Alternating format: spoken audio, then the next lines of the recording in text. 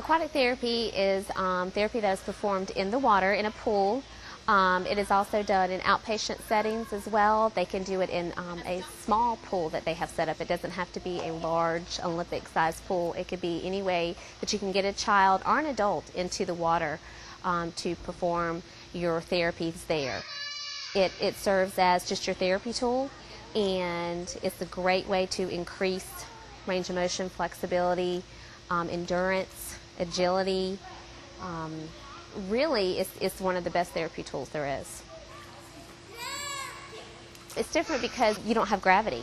You do not have to worry about being grounded. Kids that are hypotonic or even hypertonic, movement becomes much easier for them. Body awareness is a big thing. Body proprioception, being aware of your body in space in the pool, is much easier to achieve than on land for some of these kids.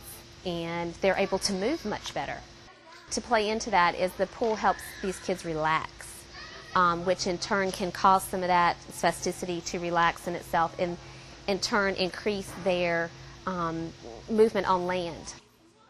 Today we're going to be looking at Stockton Davis. He has SMA, which is spinal muscular atrophy, which falls into the muscular dystrophy family. It is similar to CP just because of he has very low tone. A lot of kids with CP have low tone.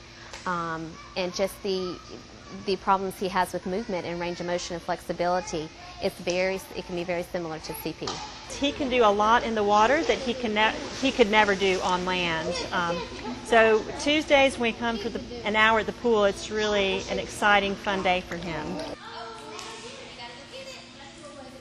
We are going to get him in the water. We have a trampoline that is in the water that works very well. Stockton likes to stand on it and move around on it, which on land he cannot do that.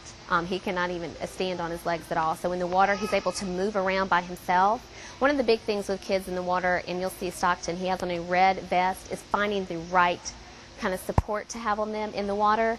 Because you need to have something. I mean, whether it's arm floaties, some kind of support for them as well as just the therapist. But we will get him in here on the trampoline. We walk him around the trampoline. We do things on kickboards, having him lay on the kickboard, sit on the kickboard, holding on to the side of the pool, having to move and walk himself down.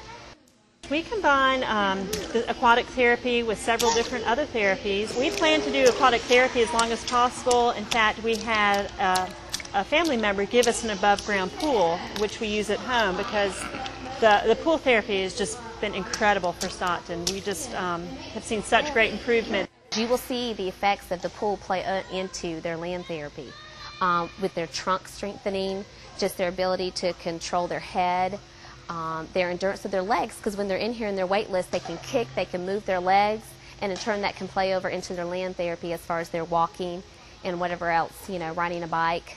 You'll see the strength there.